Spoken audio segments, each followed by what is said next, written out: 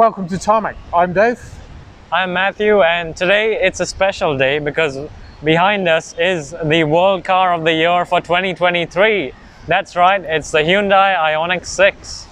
That's right, the IONIQ 6 is an all-electric vehicle or an all-electric sedan that they're calling a streamliner. Let's come and take a look at this.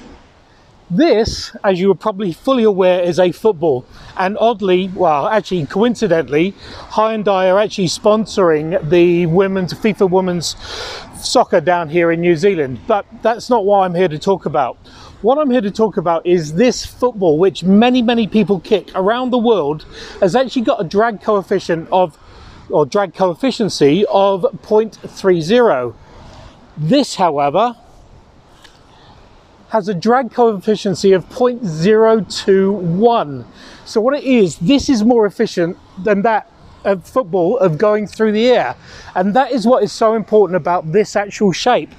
Now it is going to be a shape that is going to polarize people, because some people are going to go streamliner, it looks like a, I don't know, a bit of a sort of dollop on top of four wheels, or very reminiscent of the Mercedes, I think it's the CLS or the Ford Taurus. But essentially it's all about making it so aerodynamic to slip through the air, and that is really where it's going to make big gains when it comes to being all electric.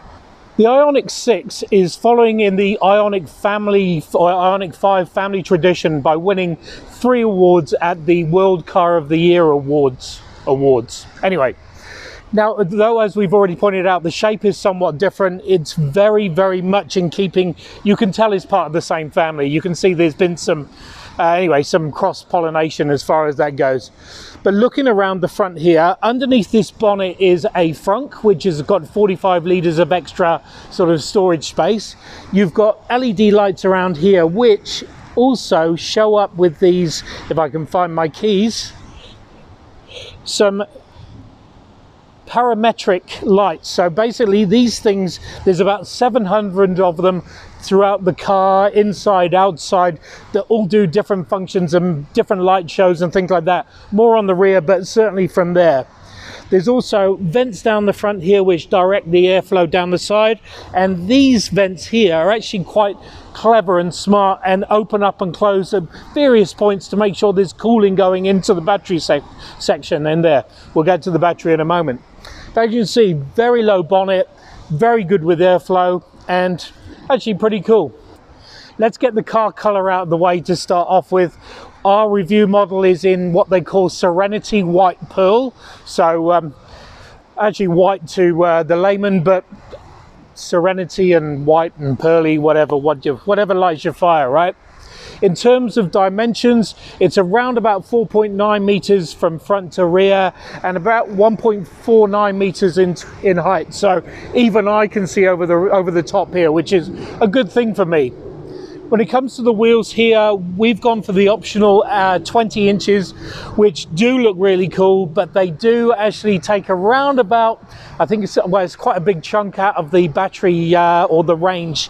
So I think it's around about 70 miles off of the range. So it's quite a big chunk, but if you're aesthetic, if you're all about the looks, then these are really cool. The mirrors here are well worth talking about. Again, there's more of these sort of LED lights, these whatever parametrics or whatever it is, pyrometrics, I don't know. But as you can see, they're all over here. And also this is basically a camera that then displays on the inside, but Matthew will go in on that when we show you on the inside. The rest of it, the door handles are flush and do pop out to see you as well. So great stuff. Again, adding to that aerodynamics of 0.217 or something like that. Nice blacked out or privacy glass in here to make sure you don't see what's going inside. And then onto the charging. Now there are actually 2 battery types in this model range. So you've got a 53 kilowatt hour or a 77.4 kilowatt hour, which is the one we've got here. And ours is mated to the all-wheel drive, so the 2 motors, and what that gives you is 235 kilowatts of power and 605 newton meters of torque. and a 0 to 100 in just over 5 seconds, so 5.4, 5.1 seconds. Very smart, very quick. And also this comes with a vehicle to load system, so you could actually put your espresso machine off here, or your fridge or freezer or whatever it is, and just, I don't know, just make sure that you're fully doused up with coffee and stuff like that. Now, if you squint a lot, the actual rear could be mistaken for something off of, say, a Porsche or something like that. But what it does have is more of those parametrics for everyone. If I switch on the brake light, what you've got is parametrics across here. You've got parametrics across here. Parametrics really for everyone. There's even some down the bottom here for when you're reversing. So really is cool. And also when you look in the boot here, parametrics go off. There's around about 400 litres of extra boot space. So actually plenty of space for plenty more footballs. Anyway, speaking of something that's got a mouth big enough for footballs, Matthew's inside and he'll show you what's going on with that.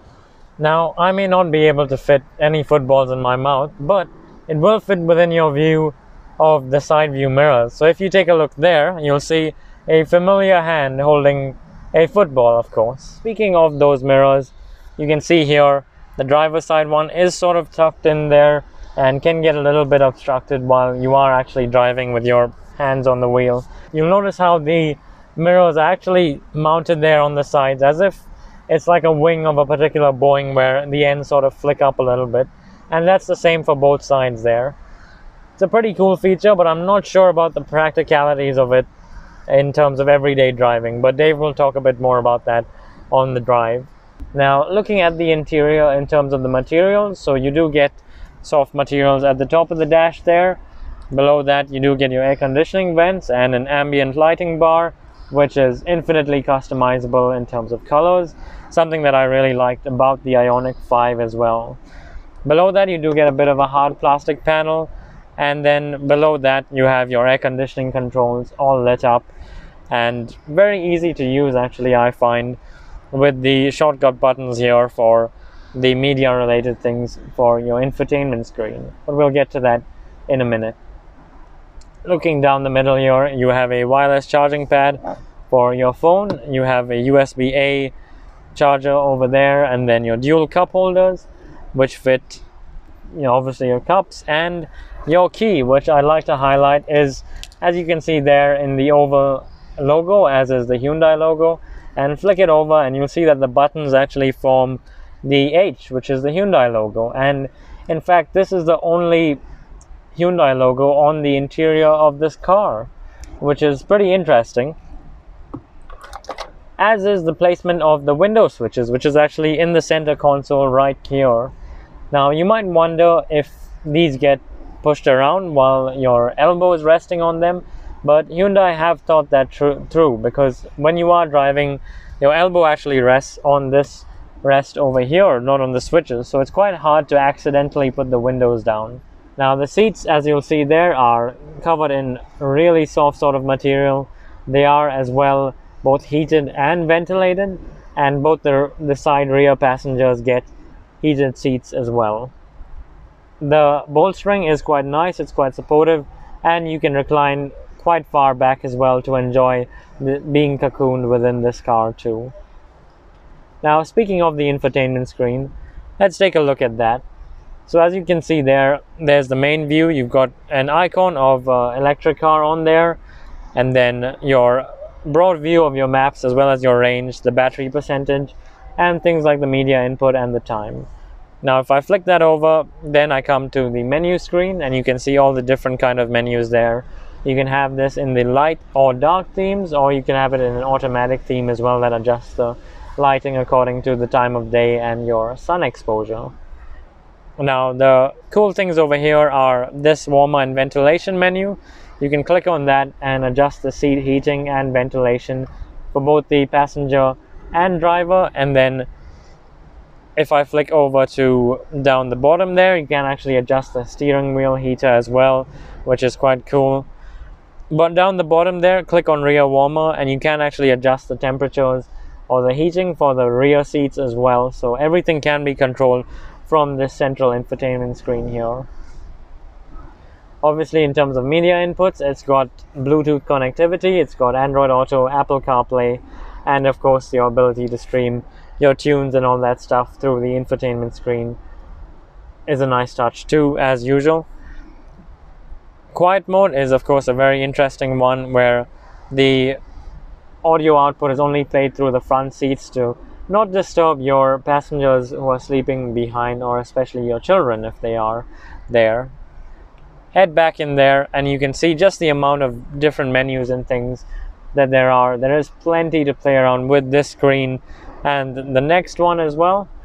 But enough of that screen. For now, let's take a look at the EV icon up here, because that actually shows almost like a rainbow road sort of thing from Mario Kart, if you like, with your car along this brightly lit road, and it's got the different ranges if you drive with your air conditioning on or off, as well as distance to your nearest charging point, and then the battery indicator or the charge indicator of your own car as well. Now, the screen in front of you has a few more IONIQ 6 icons on it, as you can see there, with the door open and then your car in the middle there on the road. Now, there's a lot of information on here, so I'll break it up piece by piece. So in terms of the views, you do get this view here where it's in sort of floating bars in terms of the speed, and then on the right side your charge indicator. And then if I flick through using this button here, you can see that I can change the view to slightly more compressed, and then also change what I can see in the middle there. So you can have a compass or your charge indicator, as well as your power distribution to all four wheels, and then of course back to this view once again. Now, speaking of the views, by pressing the drive mode button you can actually change between eco, normal, as you saw that changed once again, and then press it again and you get sport with a little bit of red going on there, and then it sort of adjusts the range accordingly as well for each driving mode, which is quite an interesting feature too. And obviously eco has the most range available. Now, the top of the screen there, you've got your speed limit, you've got your drive modes, and then you've got your different sort of icons about the car, as well as whether you're in lane or not. Down the bottom, you've got on the left your battery charge indicator, and then your regenerative braking meter. So right now it's on automatic, but you can use the paddle shifters behind here to actually adjust the amount of regen braking that you do want. Below that, obviously, you have your efficiency meter, and then also your average efficiency in terms of the kilowatt hour per 100 Ks, and then the distance to charge, and of course the trip. Now, the steering wheel itself is only twin spoke, so that's these two here. And speaking of these two spokes, on the left side you have your adaptive cruise control settings over there, as well as the control for the screen in front to change the different views. And then on the right side you have your calling and your volume and audio inputs and all that stuff. Now, you'll notice that there is an absence of an H or a Hyundai badge on this steering wheel here, and that's actually because you have these four dots instead. And I'm told by Harry, the cameraman, who speaks fluent Morse code, that these four dots represent an H for the Hyundai badge. So how about that for a neat little trick there? Something else that's neat is actually the gear changer, which is down the bottom here, and is something that you kind of flick between to change gears as well. So quite an interesting take on that, but easy to use once you've got the hang of it. Now, obviously the big question in the back of the IONIQ 6 is, granted with the shape, is there a decent amount of headroom or room in general back here? And frankly, yes, there is. So I'm under 6 foot, and even if I lean back, I've got a little bit of headroom up there. And I know that our cameraman Harry, who's on the better side of 6 foot, does have his head lightly rubbing against the headrest there, but it's not too bad, to be honest. Space wise, there is plenty of it in here. So as you'll see from my seat, set the seat up in front of me for my seating position. I've got plenty of knee room there. Foot room is good too, and you could easily seat 2 adults in the back here. This third one, maybe a slightly smaller person, would be perfect. In terms of the seats, well, they have got quite a unique design where the bottom tends to arch up quite a bit, so you'll see that there is a bit of a gap between my leg and the seat, so it's not completely supported, and while that's fine for short drives, it may be a little bit tiresome on the longer trips. However, what will keep you refreshed for the longer trips is the fact that you have heated seats for both the passengers on either side. You have air conditioning vents over there, 2 USB-C charging ports, and then of course you get to enjoy that ambient lighting as well as that Bose audio through the car as well. The one thing, however, that I do have a little bit of a gripe about is the fact that the use of plastics or hard materials has been really liberal on the inside of this cabin, including the tops of the doors. As you can see here, there, both front and back doors are the same hard material. You've got the same material going down there, as well as scratchy plastics down the bottom and scratchy plastics on the back of the seat there too. So quite a bit of hard materials around the interior of this IONIQ 6. Anyway, enough of talk about the interior and the exterior. It is meant to be quite a good car to drive too, and especially that electric instant torque that you get from a car like this. So let's go take it for a drive and see exactly what's what.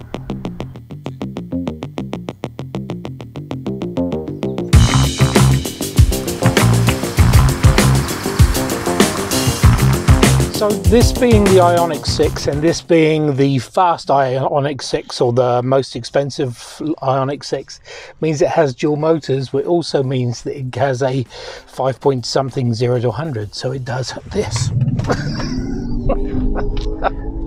And also comes with a soundtrack. Ooh, very futuristic, and that's not just Matthew going ooh. So if you're looking for something quick and fully EV'd and out of the range, this one is it. It's also the most luxurious one. It also comes with that little beep, but I'll get to that in a moment. Correct. It does make quite a few beeps and noises at you, and in particular the noise when you're driving along, as you can hear right now. We've got this on the enhanced mode, but you can actually have it reduced or off entirely if you are not really a big fan of it. The other thing with the IONIQ 6 is, yes, acceleration is absolutely savage, and Dave was, frankly, I'd say gentle just now, because if you keep your foot down, it will keep going, and you can just feel your stomach starting to tap out, you know. But let me get on to the other beep. When you, and we don't recommend this, go a 1 kilometer per hour over your over the speed limit, it gives you this beep, and it is a safety aid. So it is there to make sure that you do stay in the right, stay in the lawful. But it doesn't take much in a car that's as powerful as this to go over a kilometer over the speed limit, and it becomes very tiresome very quickly. You can switch it off, which you duck into the screens and go through from there. You actually duck into settings, you go into another area and then touch on there and then switch it off, but it does come back again every time, so it does annoy. But I wish there was a shortcut button, but anyway. But again, that's just, one of the reasons why people are such big fans of Hyundai cars these days is because of that enhanced focus on safety. And, this car is certainly right up there with the best of the Hyundai safety equipment. You've got, obviously, blind spot warning, lane keep assist, rear cross traffic, all of those anagrams, frankly. But with this specific IONIQ 6, so this is the limited model with the 77.4 kilowatt hour battery, you do get the digital side view mirrors, and on the screen on the driver's side they actually have markers to show you what's a good area to move across the lane into, and then if a car is within a certain area, then you shouldn't move across into. So there are some guides in that sense to help you with judging the distances there, because let's be honest, it is quite tricky looking at the screen, sometimes with the motion, to judge the distances of the cars next to you and following you. Yeah, but on those mirrors, that one over there on the passenger side is quite natural for somebody who's been driving for a number of years. This one for me is personally is just a little bit annoying. It's going to take a lot for me to get used to this. I end up spending a lot of time staring out of the mirror, which actually doesn't do anything for anybody, and I have to correct it. So old brain, takes too long to get this going. I think I'd have to drive this a lot more to get used to that. And I mean, it's not just the old brain. For me as well, you know, I like to look out at the rear side view mirror, see what's behind us or whatever. And I'm always finding myself looking at that camera as opposed to the screen on the inside. So, you know, there you go. It does take a bit of getting used to for anyone, but certainly a cool feature, which comes as standard on the limited bigger battery model. So there you go. While other manufacturers charge quite a bit for that as an option. In terms of driving, visibility around is great, as you'd expect with so many digital things to help you out. The steering is really quite well weighted, and you can adjust your steering as well. The acceleration, as we've gone through, if you've got the drive modes, you can change through. Certainly when you go into sport, everything sort of comes alive, and it's quite aggressive, and actually a ton of fun, which is good.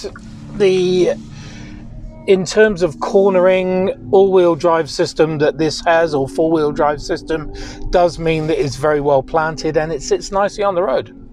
Absolutely, and I think, you know, credit to this car, the suspension is actually excuse me, the suspension is actually quite soft. We've been going over some speed humps and, you know, a couple of bumps in the road and stuff like that, and nothing really comes through to this cabin. It's really well insulated, both from bumps in the road as well as noise on the outside too. So really impressed by that. Yeah, you're right. The combination of a very supple or very absorbing suspension mirrored with a very, very well clad or NVH biased vehicle does make for a really comfortable, quiet ride.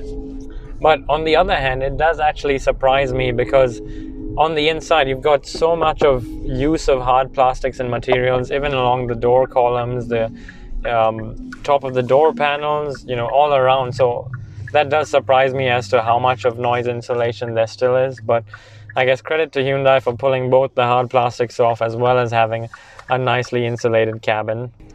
I have to add, in terms of the pricing, so this is the IONIQ 6 Limited 77.4 kilowatt hour battery, so the absolute top spec car you can have in New Zealand. So the price is around $126,000, but just on the Hyundai website, when you're picking out your car, just ticking the box of having the bigger battery and the dual motors adds an extra $45,000 to the price over the base spec car.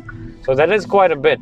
But at the same time, you do get that extra range, and the actually best range available comes in the form of the bigger battery with the single motor, the rear motor, and that does actually offer around 615 kilometers of range, which is almost 100 more than this does. So that just shows you what a difference it makes just having larger wheels and an extra motor. It's crazy. And then also there is that extra power, so you're going to end up like impressing your friends by trying to go as fast as you can off the line. That's why I've got no friends.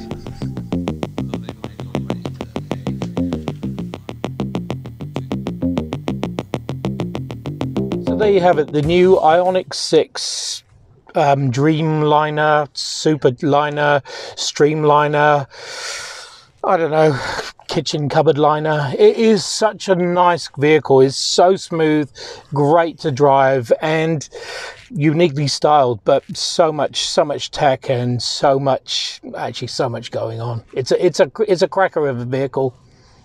You can see why it's won all those awards, and for sure it's something that'll get the town talking.